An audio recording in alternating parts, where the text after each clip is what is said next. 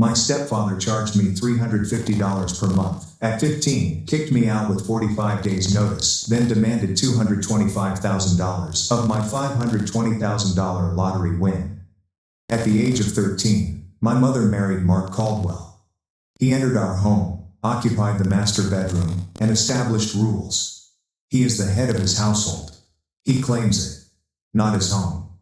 My mother's house. My deceased father gave it to her. Mark Caldwell acted as if he owned everything after ringing her. I addressed him as, "Sir." Set a time of 8:30 p.m. weekend curfew. He chastised me for overeating. He labeled me a financial strain. When I was 15, my dad charged $350 per month in rent. Was in high school. To pay him, I worked in fast food. Mum did not speak. Mark Caldwell was never mentioned. She looked down at the floor and said it would teach me responsibility. I worked 28 summer and 18 school hours. I paid Mark Caldwell on a monthly basis. I never missed. He never said thank you. He never said he was proud of me. He kept the money, claiming I was learning real-world skills. Mark Caldwell granted me 45 days to leave on my 19th birthday, 3 weeks after graduation. He declared me an adult. He desired privacy with Mom. I had been his guest long enough. Mom cried, but did not defend me. She handed me $250 and packed my belongings without Mark Caldwell noticing. I stayed with an elderly woman across town. I attended community college nights while working full-time in a warehouse. I did not bother my parents or Mark Caldwell. No money, assistance, or advice. I resolved everything. I learned how to file taxes, repair a car, and budget for food in college. It takes 5 years to graduate. I became an accountant. Not flashy, but solid. Excellent compensation, benefits, and opportunities for advancement. My own apartment, then a condominium. I lived without Mark Caldwell or his mother. I saw them twice per year. Thanksgiving and Mother's birthday. Mark Caldwell frequently criticized my work, car, and clothing. Accountants bored him. He suggested I start a business. His failing landscaping company squandered my mother's money. Of course, I made bad decisions. I stopped caring about his words. I smiled, helped my mother wash the dishes, and quickly left. 4 months ago I won the lottery. Not a mega jackpot, but plenty. $520,000 post-tax. Initially I remained quiet. My apartment is fully paid. A lot was saved. Just purchased a car. Dependable and not flashy. I donated some to a shelter that assisted me when I was 20 and unemployed. 1 month later I told my mother. "Keep it between us," I said. Should have known better. That night she informed Mark Caldwell. He called the following morning. He didn't congratulate me or express his happiness. He requested lunch. A discussion of family finances was suggested. I should have declined, but I was intrigued. I desired his face-to-face response. We met at his neighborhood diner. His appearance was the same. I wore the same polo shirt, arrogant grin, and stared like I was 15 again while renting. He was effective. He stated that lottery prizes should be fair. He calls himself the family patriarch. He claimed my mother worked hard to raise me. He advised me to share the luck. His goal was $225,000. A lump sum was requested. He wanted to expand his landscaping business. He referred to it as the family's future investment. I asked for his family's definition. Mom, him and I. We formed a bond. Supporting one another was critical. I remind him that I was expelled at 19. I was told to mature. I reminded him that he had never helped me with college, my first apartment, or anything. I was labeled a kid for scoring. Then he became enraged. He called me selfish. My greed embarrassed my mother, he said. He stated that my family would not respect me if I kept the money. As housekeeper, he had final say over finances. He believed that his marriage to my mother gave him control over her bank accounts. Allow him to talk for another 12 minutes. He had planned a new business vehicle, a trip for him and his mother, or a boat. He pretended the money was his, and I was just a minor impediment to his shopping spree. I refused him after he had stopped. In 3 seconds, his face turned red. His voice rose. We were being watched by other tables. He said I was ungrateful and selfish. He said, "Family takes care of family." I ignored my mother's advice. I spoke steadily. I reminded him that I was expelled at the age of 19. Since then I have supported myself. I told him that we define family differently. The jaw tightened. He held the table edge in his hands. It was hard for him to respond. He switched tactics quickly. He dropped his voice, almost mournfully. "Money has ruined our relationship." He mentioned that she missed her daughter. I took note of his meeting call. I claimed he demanded cash. His hand struck the table. Silverware jumped. Several people looked. I had just 10 days to decide what kind of daughter I wanted. He stood up and left. His coffee was free. I waited another minute before paying the bill and leaving. I made it to my car before shaking. I waited for 25 minutes in the parking lot with the steering wheel. Someone told me that this would happen. I anticipated Mark Caldwell's attempt. I was so furious hearing him say that and demand my money as if he deserved it that I couldn't think straight. Start the car and head to my condominium. Straight to my laptop. I spent the entire evening researching family finances and legal rights. I read that relatives won the lottery. Cease and desist letters and harassment laws were discussed. I noted. Saved websites. Information and strategy were helpful. That night around 9, my phone rang. Mom. When I replied, she spoke softly and contritely. Mark Caldwell was unhappy, she stated. She requested my help. Her words expressed my concern, but not sufficiently. Why did she inform Mark Caldwell about the lottery, despite my advice? A moment of silence. She claims she tells her husband everything. People do this during their marriages. Saying it broke my heart, she said. So I told her that my condo was paid off. Saying I saved for the future. I donated to charity. There was no gift for Mark Caldwell. Her tears began. She claimed I split the family over money. She said I had changed. She said I was nice before. I told her I rented at 15. I was expelled at the age of 19. I corrected her. Nothing about me has changed except now I have money and Mark Caldwell wants it. She let out a cry. I hung up. The next morning, I looked up family and financial protection lawyers. I found Evelyn Harper. According to her website, she helped customers protect their assets from family pressure. I scheduled an afternoon appointment with her office. Everything in her office had been described. My mother's call, Mark Caldwell's $225,000 demand, and the diner meeting. Evelyn Harper took frequent notes. Dates and details were noted. She questioned Mark Caldwell's claims and my mother's involvement. After I finished, she looked up and said, "This happens more than people think. We need to protect my assets right away." Evelyn Harper advised me to record everything. I recall every interaction with Mark Caldwell, as well as my mother's money calls and texts. In case things got worse, she said, "If Mark Caldwell tries to make legal threats or harasses me, I'll need a clear record of everything." That night I began keeping detailed records at home. I documented the entire restaurant experience. Mark Caldwell demanded an exact amount, slapping his palm on the table. I logged times and dates. Michael Brooks, my accountant, came 3 days later. I told both my mother and Mark Caldwell. I restructured my finances with Michael Brooks. Enhanced security. His beneficiary lists do not include Mark Caldwell. This was observed by Michael Brooks. Families claim lottery winnings. Legal documentation is the best protection I can get. He exited his office safely. I had attorneys, accountants, and paperwork. Was shielded. Mark Caldwell called 4 days after dinner. His gentle, sensible tone made the restaurant dispute appear unreal. I overreacted, he admitted. He wants $60,000 to expand the business. Just enough to stabilize, he said. I am not giving him any money. Please stop contacting me about this. I spoke forcefully. His tone shifted abruptly. The friendly voice left. He said, "I'd regret it." He thought I was very wrong. His family remembers treachery. He spoke louder with each phrase. I advised him not to threaten me. I record everything he says. I hung up. Again, my hands tremble.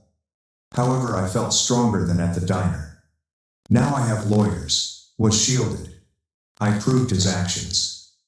The next morning, my phone lit up with a text from my mother. 3 more followed. I read pages about how difficult opening mail was. She claimed that her landscaping company lost money every month. Mark Caldwell worked 13-hour days to keep everything running, she said. She despised seeing him exhausted and irritable at home. She believed the company would be fine with some assistance during this difficult time. She never mentioned cash. She never asked directly. But every word was intended to shame me. Each statement was intended to make me feel bad about not sharing my money with Mark Caldwell and my mother. Read each text twice. I took a screenshot on my phone. My documentation folder held them. I remained silent. I returned to work with my phone facing down on my desk. 3 days later, I met Daniel Reed for lunch at a bistro near work. Daniel Reed and I collaborated for 4 years. I told him about my bad dates, car problems, an annoying midnight drummer neighbor. I didn't tell him much about my family. I mentioned my mother frequently.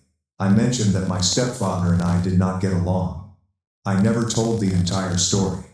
That day I told him about Mark Caldwell charging me rent at 15, being kicked out at 19, working my way through college on my own, winning the lottery and demanding $225,000 as if it was his right, and my mother's guilt-trip texts every morning.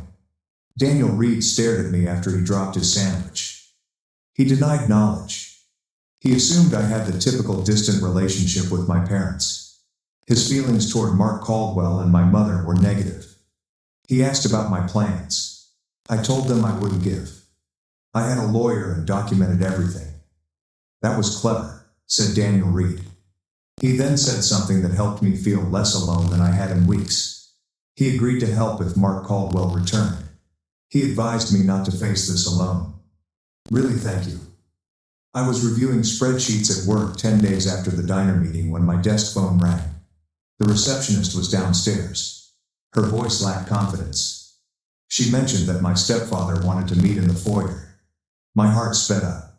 I asked her to repeat. She said my stepfather, Mark Caldwell, was here to talk about something important. I told her I wasn't available. Request his departure. She replied, "Okay." And the line went dead. Nothing appeared on my computer screen. My hands shook. Mark Caldwell stopped by my office. He drove up to my office and entered the lobby like a pro. I was shocked by its brazenness. The receptionist called back 6 minutes later. She sounded uneasy now. She claimed Mark Caldwell would not leave. She claimed he demanded 6 minutes to discuss family issues with his daughter. What should she do? I told her to call management. I reported him for harassment and asked him to leave. Someone held me. Voices in the background. My boss called to see what was wrong. I politely explained that my stepfather had arrived unexpectedly and would not leave. My manager said he would handle it and then hung up. I was frozen at my desk for 12 minutes. I was preoccupied at work. Mark Caldwell may cause a lobby disturbance. My coworkers saw this and knew my story. The manager came to my desk. The man said Mark Caldwell had left. He strongly advised Mark Caldwell to leave and wait for security. Mark Caldwell protested briefly, citing a family issue. Eventually, he left. He left shouting, telling everyone in the foyer that I couldn't avoid him forever. The manager asked if I was all right. Despite not being present, I agreed. He stated that if Mark Caldwell returned, they would immediately notify the police. After thanking him, my hands shook as I worked. I felt embarrassed. My floor mates all knew. The accounting department was small. Several people spoke. I emailed Evelyn Harper to explain. Within an hour, she responded. She labeled it harassment and demanded an immediate cease and desist letter. She considered visiting my office after I told him to stop talking about money as a boundary violation. She asked me to write the letter. Certainly wrote back. I allowed her to send whatever she wanted. Part of me was relieved. Although legal action protected me, I was concerned about what Mark Caldwell would do if he received a lawyer's letter. Is it helpful or harmful? My phone rang this evening. My mom. Though I almost didn't respond, I knew she'd keep calling. Picked up. She began crying before I spoke. She claimed I threw Mark Caldwell out of my office like a criminal. I was ruining him, she said. She claimed I embarrassed a nice man who wanted to speak to me in public. Stop her. Intruder Mark Caldwell came to my workplace. I told him to leave through the receptionist because I wasn't available. I blamed him for refusing and complaining. Crying continued. She said I had changed. She called me cold and harsh. She stated that her daughter would never treat family in this manner. I wanted to shout. I wanted to tell her that her 15-year-old daughter had paid rent and been discharged at the age of 19. But I said I had to leave and hung up. The following day, I sought out family dynamics therapists. I found Lauren Richards. According to her website, she helped clients set boundaries with difficult family members. I scheduled a weekend appointment by phone. She smiled and showed me a comfortable chair in her office. She questioned why I had come in. I mentioned Mark Caldwell and the lottery. Back to being 13, Mark Caldwell moving in, paying rent in high school, being kicked out, my mother never standing up for me, and this 17-year cycle of her preferring him over me. I cried halfway through. I cried uncontrollably. Lauren Richards handed me a Kleenex and waited. She said something powerful when I paused. She stated that my mother's passivity was not passive. She said, every time my mom stood by and let Mark Caldwell treat me badly, that was an active choice. She prioritized her comfort over mine. She stated that it was difficult to accept, but necessary to see. I nodded. It never occurred to me.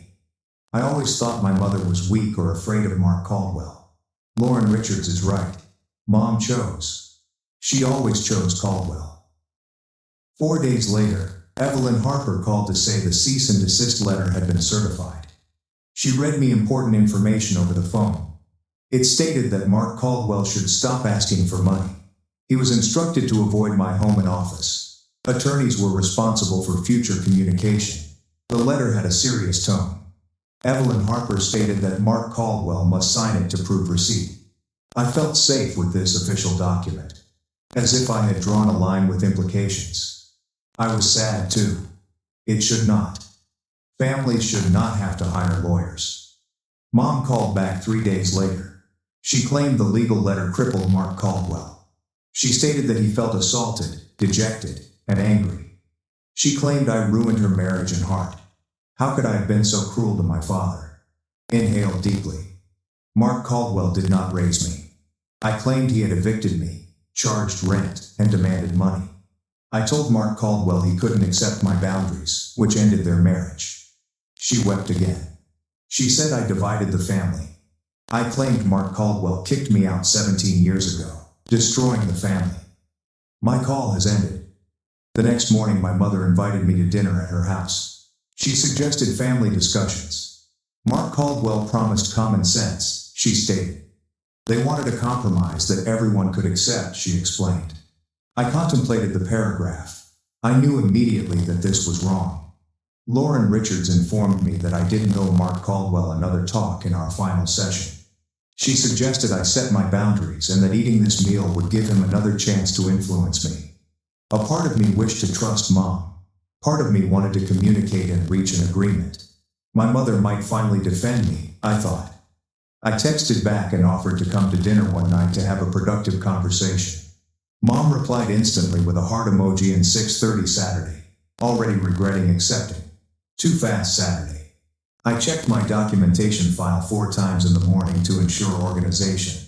Bank statements, cease and desist letter, Evelyn Harper's business card, text message screenshots. Instead eating supper with my mother, I felt like I was preparing for trial. I informed Daniel Reed about the strategy by text around midday. He promised to drive over if things went nasty if I called him. Having someone on my side made it less terrifying.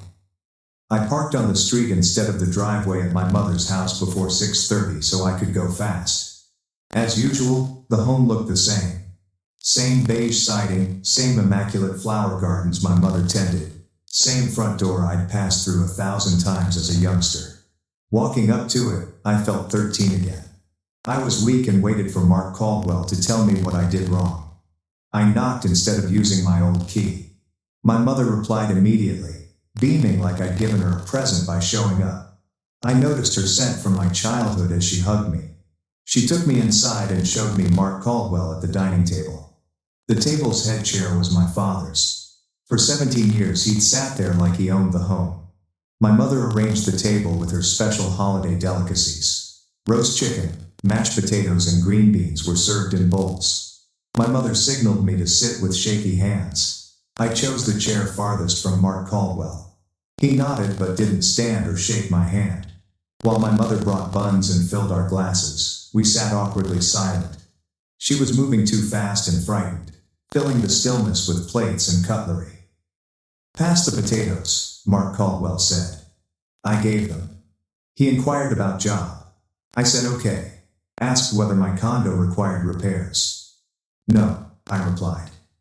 My mother continued adding food to my plate like I was a teenager. She inquired about my automobile, neighbors, and sleep. Small chat like going across a minefield. Every inquiry seemed laden, like we were waiting for someone to express what we were actually talking about. Mark Caldwell ate gently, cutting chicken precisely. He praised my mother's food.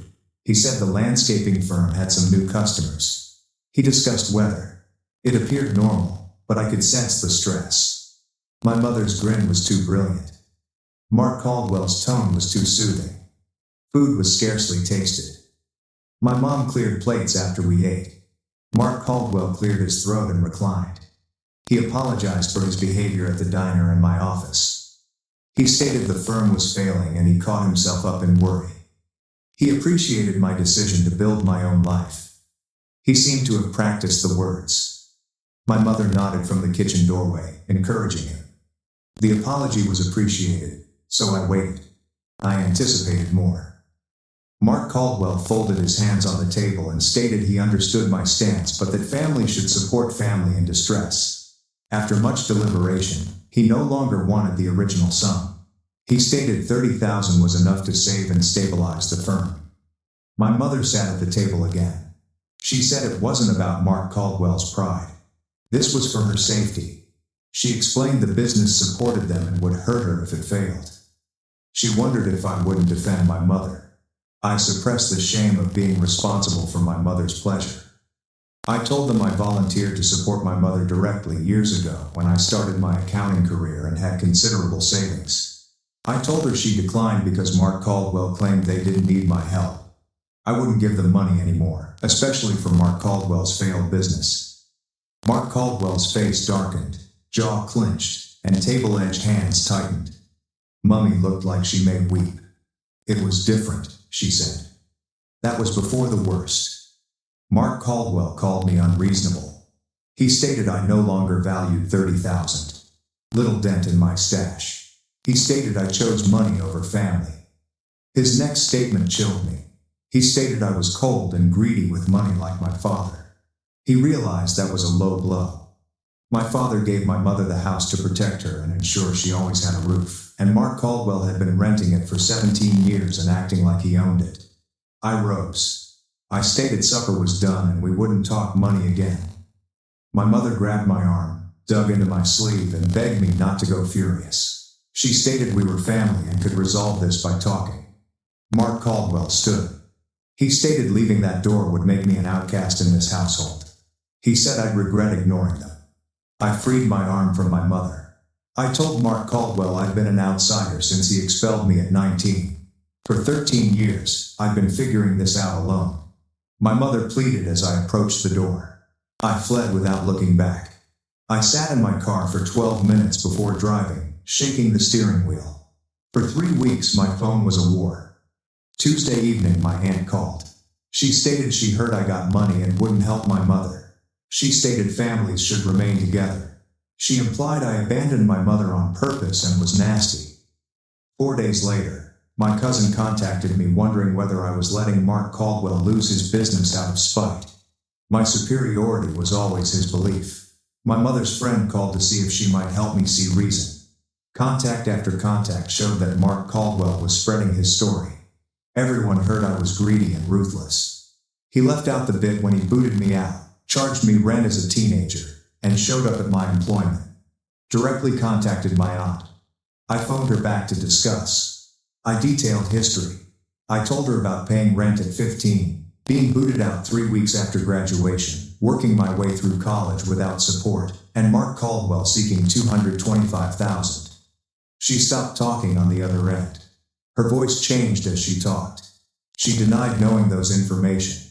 She claimed Mark Caldwell made me appear greedy with unexpected money and that he and my mother had always supported me.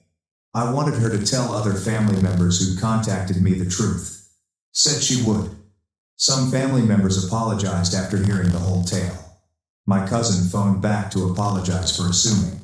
My mother's friend texted that she now understood my boundaries, while others supported Mark Caldwell. My uncle stated family supports family despite previous problems. Another aunt advised me to grow up and forgive. Some cousins stopped answering my texts. I was sad yet unsurprised.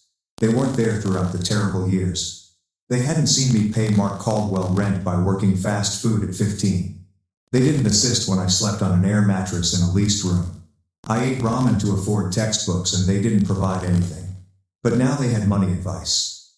Contact with extended family that didn't respect my limits decreased. Without knowing the number, I stopped answering. Recurring group talks about the problem were silenced. I concentrated on my supporters. Daniel Reed, Evelyn Harper, Lauren Richards. The folks who knew the full story but supported me. Daniel Reed brought me to a quiet Italian restaurant on the opposite side of town where I could breathe. He got us both wine without asking and instructed me to choose from the menu. I wasn't hungry, but I ordered spaghetti since he seemed anxious and I didn't want him to think I was coming apart. He let me converse in a corner booth away from others. I told him about the extended family calls, allegations, and how Mark Caldwell was twisting things to portray me as the villain. Daniel Reed patiently listened. And after I ended talking, he said something that made me cry at the table. He adds, I survived being kicked out at 19 with nothing but $250 in a rented room. He adds, I worked through 5 years of college while supporting myself completely alone. He adds, I built a career and bought a condo and made a life that was stable and good. He adds, the lottery money was pure luck, just random chance, and I didn't owe Mark Caldwell a single dollar of it. He adds, Mark Caldwell didn't help me study, didn't help me move, didn't celebrate when I graduated, didn't do anything a real parent does.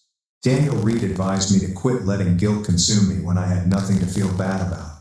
His outside perspective benefited more than he realized. Because family conflict makes it hard to see clearly. That night I felt stronger, like maybe I wasn't as bad as Mark Caldwell was making me out to be. Things quieted a month after the family supper. Too quiet. I should have known Mark Caldwell wasn't done. But I hoped he'd quit. An unfamiliar number called, and I almost didn't answer. The caller identified himself as Thomas Keller, Mark Caldwell's landscaping firm partner. He apologized for calling me unexpectedly but worried about Mark Caldwell and my mother. My stomach fell since business partners rarely call the family unless something is serious. Thomas Keller said that Mark Caldwell used my mother's own funds for company purposes. He said Mark Caldwell continued promising to turn around the landscaping firm but it lost money every month. Thomas Keller saw the bank statements because Mark Caldwell required him to co-sign, and they were awful. Really terrible. Thomas Keller said, my mother's savings were disappearing into a failing business and she might not even know how much was gone. I could tell he was stressed. He wanted out of the partnership since Mark Caldwell's financial decisions were risky and he didn't want legal exposure if everything crashed. He claimed desperate individuals make risky choices like Mark Caldwell.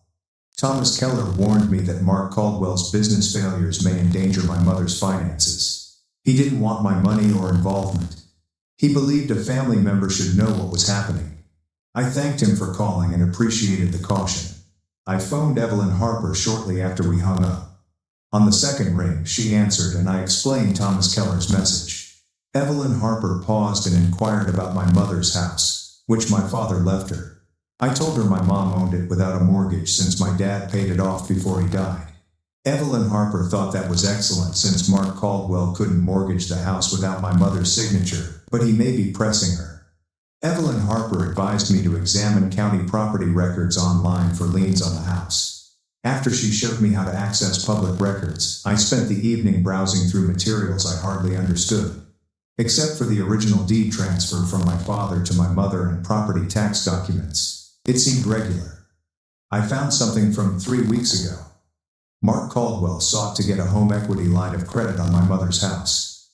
Applicants requested $90,000 against the property and public records. Reading the information made my hands shake. My mother applied for the house my father left her, but I knew she would never risk it unless Mark Caldwell pushed her. I screenshot everything and sent Evelyn Harper a message wondering what it meant. She replied within minutes that the application existed but needed to be authorized. I couldn't sleep that night worrying about Mark Caldwell taking everything my father gave my mother forever. I instantly contacted my mother the next morning. On the fourth ring, she replied tiredly, and I directly inquired if Mark Caldwell was trying to mortgage the house. I heard her breathing on the other end as she quieted. She ultimately revealed that Mark Caldwell stated it was the only way to rescue the firm and their future when I gently inquired again. Felt nauseous. I advised her not to jeopardize her only security, her house, for Mark Caldwell's failing firm. She stated I didn't understand the strain she was under to support Mark Caldwell, her husband. I informed her that my father left her the house so she'd always have a home. I don't. She cried, and stated Mark Caldwell promised to bring the firm around with one more opportunity. She stated she signed the paperwork, but the bank hadn't accepted it. Her willingness to risk everything broke my heart. I breathed and tried to relax. I offered to pay for my mother to meet with a financial expert who could assess her position without Mark Caldwell. I told her she needed to see the true statistics, how much money was gone, and how dangerous she was. She rejected instantly. She trusted Mark Caldwell to handle family financial decisions and thought it would be a betrayal of her spouse. Hearing this was unbelievable. I questioned her how self-defense was a betrayal. I was attempting to separate her from Mark Caldwell, she claimed. I tried to help her maintain the house my father left her, but she stated I didn't understand marriage and compromise. I quit up after 25 minutes of circling. I informed her the offer stood if she changed her mind. I stopped the conversation before saying something regrettable. I was heartbroken that she was risking her financial future with Mark Caldwell. 3 days later, I broke down on Lauren Richards' sofa during therapy. I told her everything about the house, Mark Caldwell's mortgage effort, and my mother's refusal. Lauren Richards listened and said something hurtful but necessary. I cannot save my mother from choices she's actively making. My mother is an adult who is choosing to stay with Mark Caldwell and risk her financial security, and I have to accept that I can't control that. Lauren Richards said I could offer help and resources, but I couldn't force her to take them, and pushing would hurt me without changing anything. They added, the hardest part of loving someone is watching them make bad choices and knowing you can't stop them.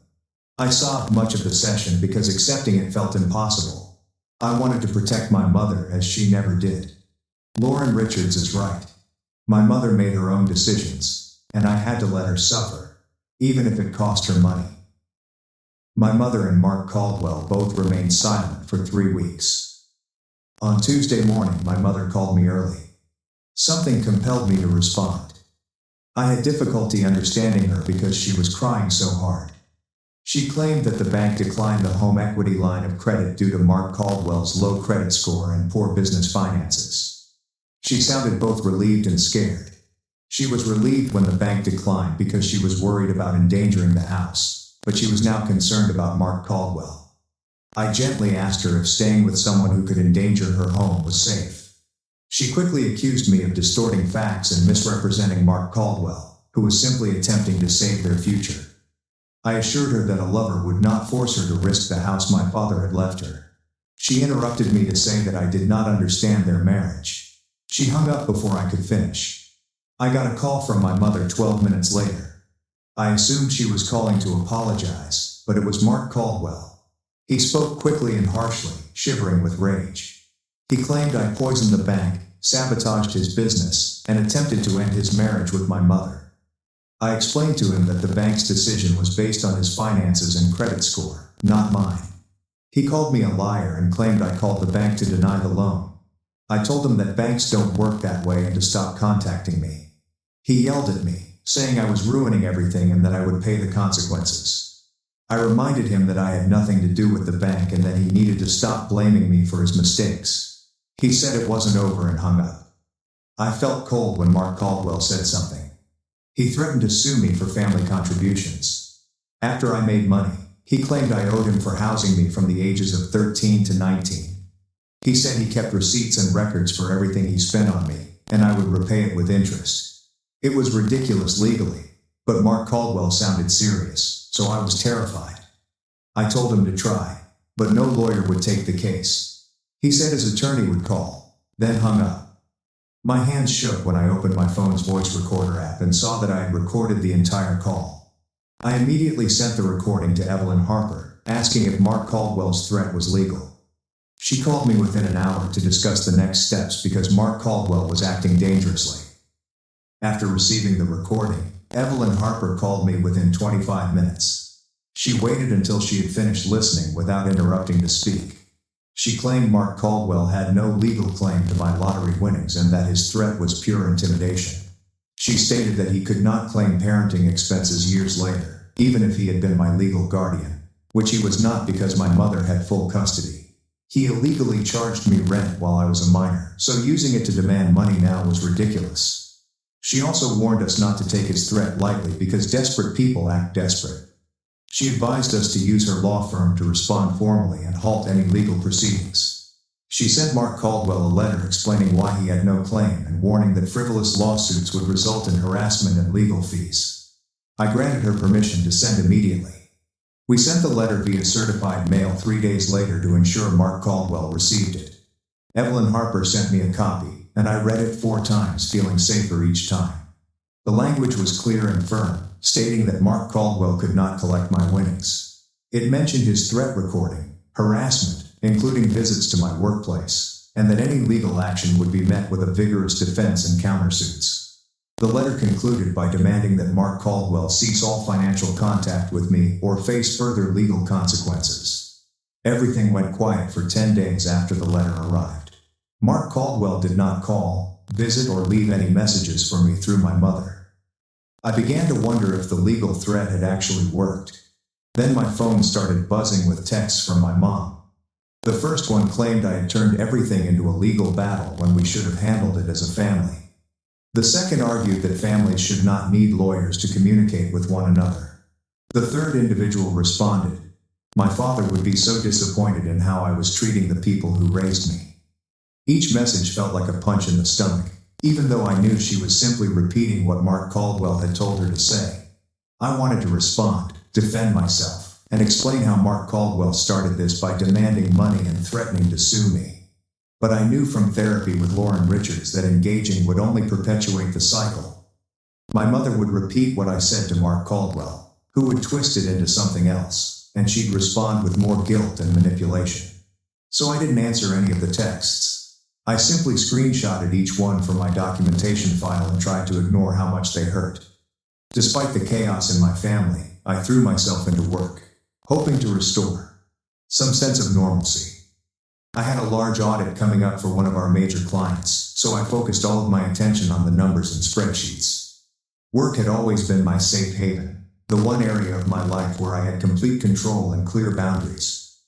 3 weeks after the attorney letter, my boss called me into her office, and I assumed someone had complained about my performance or that Mark Caldwell had caused problems here as well. Instead, she offered me a promotion to senior accountant, which included a significant raise and my own team to manage. I sat stunned for a moment before agreeing. She explained that I had earned it through consistent, excellent work and leadership potential, and the firm wanted to invest in my future with them. Walking out of her office, I felt a rush of validation that I had created something real and stable, separate from Mark Caldwell and my mother. My coworkers took me out to celebrate that evening, and for a few hours, I completely forgot about the money drama. We went to a nice restaurant, where they toasted my success while making me laugh with stories about office politics and difficult clients. Daniel Reed kept catching my gaze across the table and smiling, as if he were genuinely proud of me. And I realized I had people in my life who cared about my accomplishments but didn't expect anything from me. The next day, I met with Michael Brooks to talk about long-term financial planning now that I had both the lottery winnings and a higher salary. He suggested creating a trust and investment accounts to secure my financial future in ways that would make my assets virtually unreachable, even if Mark Caldwell could find a lawyer willing to file a frivolous lawsuit. We spent 2 hours discussing options, and I signed paperwork to establish a revocable living trust with me as the sole beneficiary and trustee.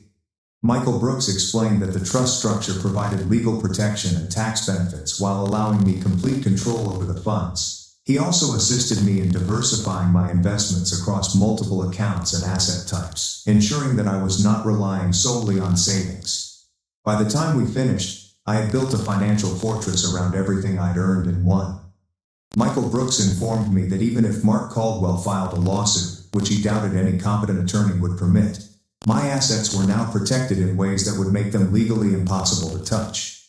I left his office feeling more secure than I had in months, as if I had finally built high enough walls to keep Mark Caldwell out of my life. 4 days later, the doorman at my condo building called my unit over the intercom. He sounded sorry as he told me that my stepfather was in the lobby and had asked to come. My stomach dropped and I firmly told him not to give Mark Caldwell access under any circumstances. The doorman stated that he understood and would handle it. I stood by my window, staring down at the building entrance and watching Mark Caldwell pace back and forth on the sidewalk. He was gesticulating and clearly arguing with the doorman through the glass doors. The confrontation lasted nearly 12 minutes before Mark Caldwell got back into his truck and drove away. I was shaking when I called the non-emergency police line to file a report.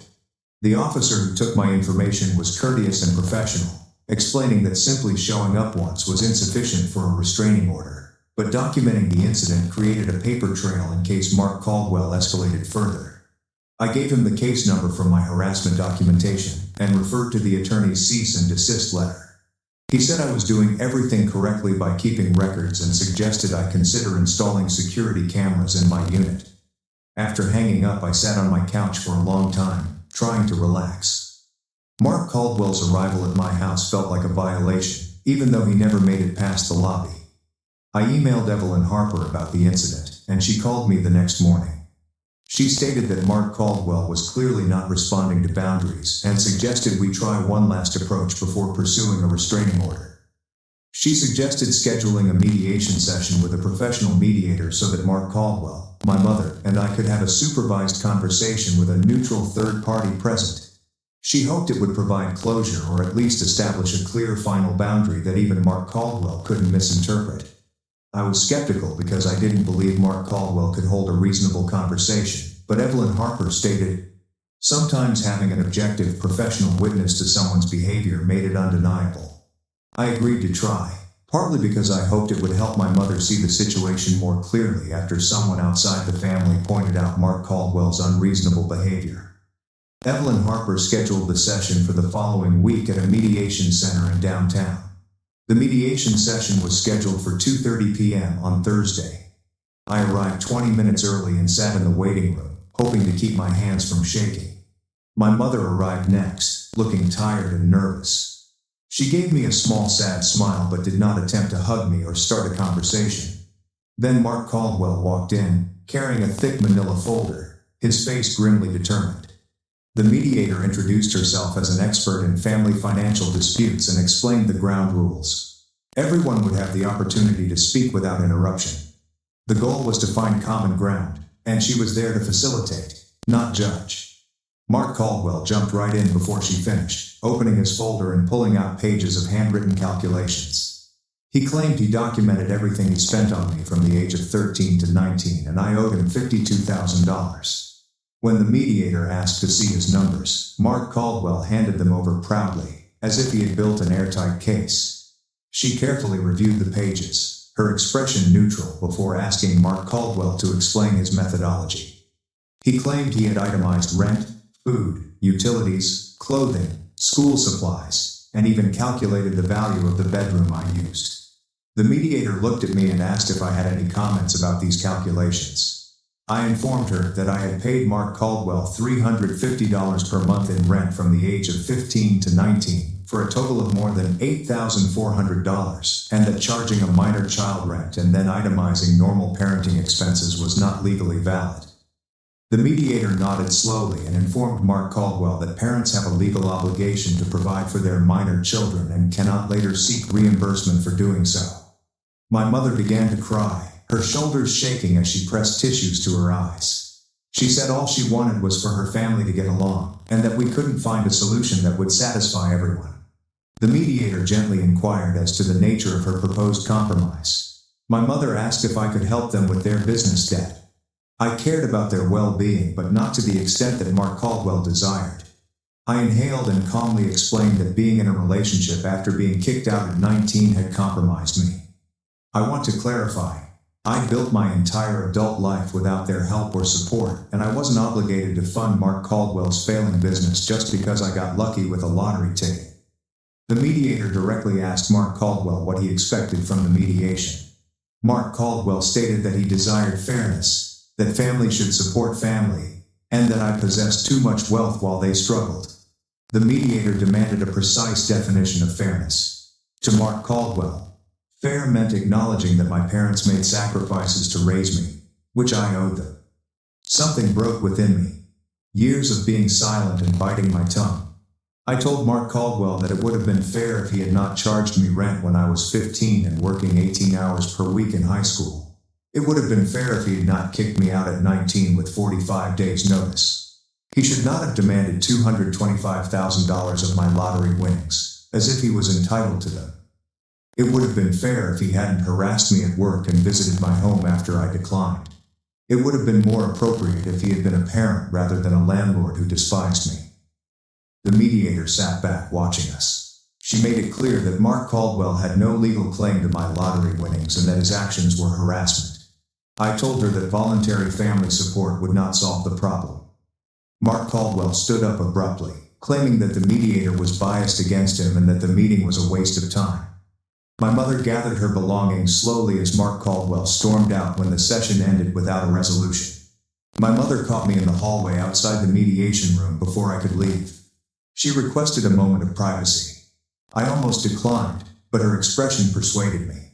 She twitched her hands nervously while sitting on a building lobby bench.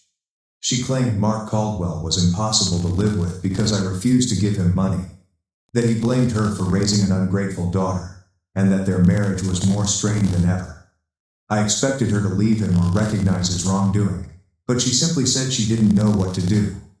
She complained that Mark Caldwell was constantly angry and that she was tired of being stuck between us. I gently reassured her that she wasn't in the middle. She chose to stay with someone who was threatening her daughter and attempting to steal my lucky money. She recoiled from stealing but did not deny it. She said marriage was complicated, but I didn't understand. I knew she was putting Mark Caldwell's comfort ahead of my safety and well-being, just like when I was younger. She cried again, saying she wished things were different but couldn't change anything. I stood up and told her I loved her, but I couldn't keep having this conversation in which she acknowledged the problem but refused to change. I left when she nodded and wiped her eyes, knowing that nothing had changed. I drove home several days after mediation. My mother admitted that Mark Caldwell made her life difficult, but her refusal to change has stayed with me. Before entering my condominium, I waited in the garage for 25 minutes. My mother texted me, asking to talk soon. I didn't respond right away. I needed to decide whether a relationship with her was still possible. The following morning, I called her to set up a solo coffee date. She agreed quickly, sounding hopeful and hurting my chest. We met at a cafe between our homes, but Mark Caldwell did not show up. My mother arrived exhausted, with dark circles under her eyes and shaky hands while stirring sugar into her coffee. She appeared sad as I waited for her to speak. I loved her and always would, but I couldn't be with her if she allowed Mark Caldwell to harass me. I raised my hand when she protested. I requested one clear boundary. She could contact me directly to develop our relationship, discuss her life, and share her values. Any mention of money, pressure to reconcile with Mark Caldwell, or guilt over my decisions would end the conversation. She asked if I meant it after wiping away tears. I told her I had never been so serious.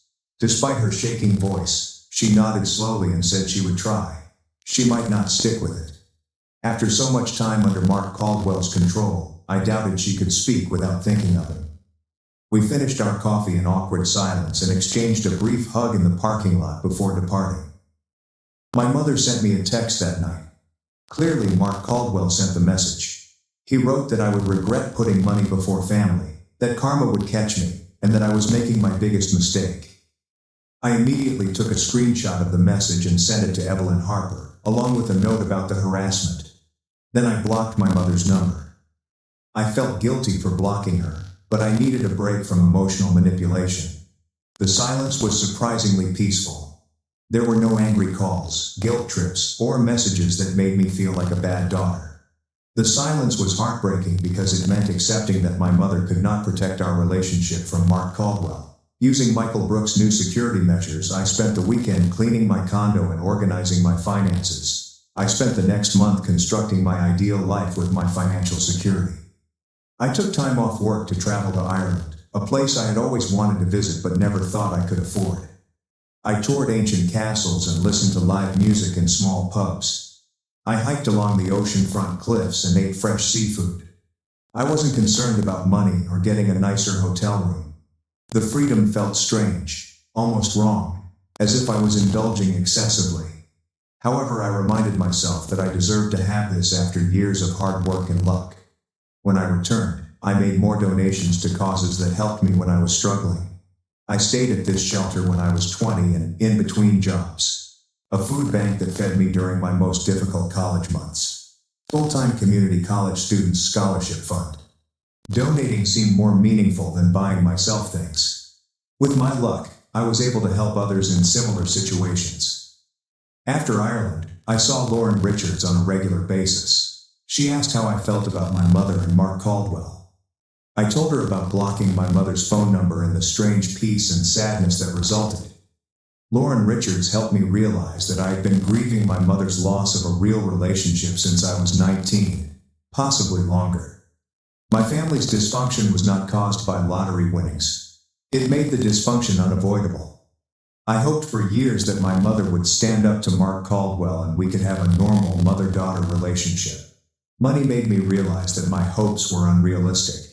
My mother repeatedly selected Mark Caldwell. Lauren Richards inquired about how it felt to stop expecting change. I felt relieved and saddened. Relief that I am no longer waiting for something that will never happen. Grief because accepting reality meant ending my ideal relationship. Real, heavy grief, but also relief. I felt lighter, as if I'd been carrying a weight I hadn't noticed until I dropped it.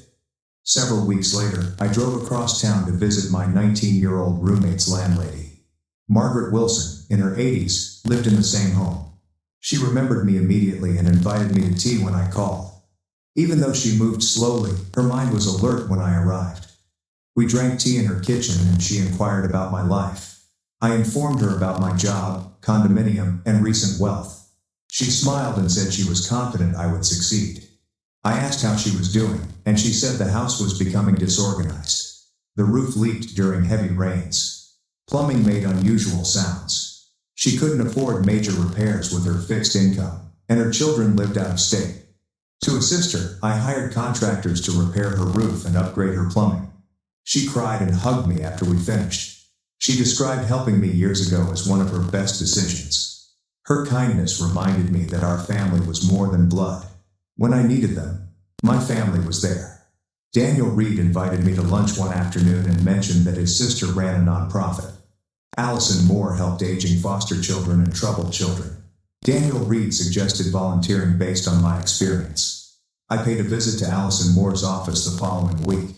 She described how the organization encouraged youth independence in a warm and direct manner. They offered housing, job training, financial education, and emotional support. She learned that I was expelled at 19 and worked my way through college. She suggested that my accounting skills and personal experience could help them financially while also mentoring young people. I volunteered 3 nights per week, attending budget planning sessions and updating financial systems. Meeting the children was particularly meaningful. Unaccepting parents expelled their children. High schoolers were expected to support themselves. College-bound young adults who work full-time and rent. Their stories mirrored my own struggle. My assistance included budgeting and financial aid applications. My advice included setting boundaries and dealing with difficult family members. Helping them provided me with a purpose beyond safety. I learned to help through survival. A stranger called 4 months after the mediation. Something prompted me to respond. Mom called from a new number. Her voice sounded tired but calmer than it had in months. Mark Caldwell and money were not mentioned.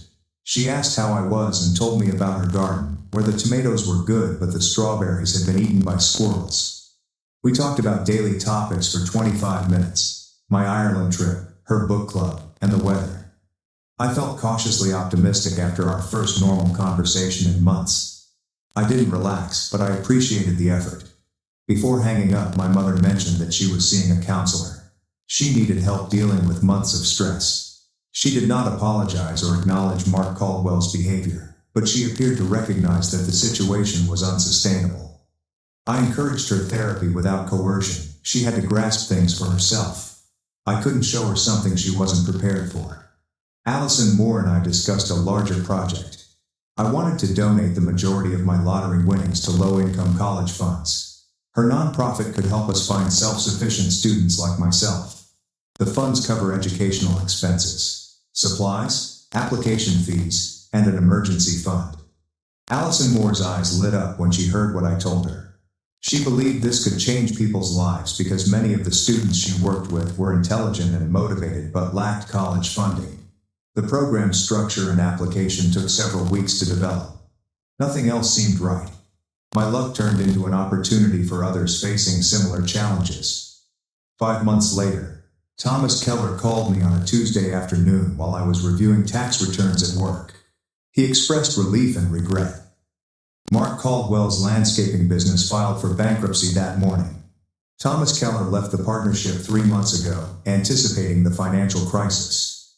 He asked me to check on my mother's home. Time was running out for Mark Caldwell to persuade Thomas Keller to mortgage his home for the business. I thanked him for the warning and called Evelyn Harper after we hung up. She showed me county property records online. My mother owned the house solely. No loans, mortgages, or claims. Unfortunately, Mark Caldwell didn't use it as collateral. Knowing that my mother's only asset was safe made me both sad and relieved. However, her life with Mark Caldwell was likely to become more difficult. Mom called 4 days after bankruptcy. She was scared and quiet, not asking for money. She needed to speak with someone who understood business loss. Mark Caldwell was constantly angry and blaming. After paying off the house, she was concerned about bills and maintaining it. I listened without advice or compensation. I gently reminded her of her options when she paused. She owned the house freehold. By leaving Mark Caldwell, she could ensure my father's final protection. After a long silence, she stated that she was not prepared to think about it. She could decide when, but I understood. After a few more minutes of small talk, she departed. At least I clarified. At the very least, she knew. I was content in my condo 7 months after winning the lottery. Evelyn Harper assisted me in establishing solid legal protections. Michael Brooks' financial structures protected me. Lauren Richards' therapy helped me set boundaries without feeling guilty. Allison Moore's nonprofit work gave me purpose. The college fund welcomed 19-year-olds like me. Friends encouraged me, professionals validated my decisions, and I used money wisely. Family conflict can be painful. I still hoped my mother would choose herself over Mark Caldwell. Years of manipulation and control continued to enrage me. I no longer lived for my emotions. They were just a part of my story. After months, I believed Lauren Richards' advice. I could not save my mother or change Mark Caldwell. I could only defend myself and assist others in similar circumstances. A lottery win secured my financial future, but it also forced me to stop hoping for change in my family and instead focus on building my life. My strong boundaries made me proud. Mark Caldwell and my mother pressed me, but I proudly refused. Through this, I felt proud of my transformation. For the first time in years, I felt optimistic about my future.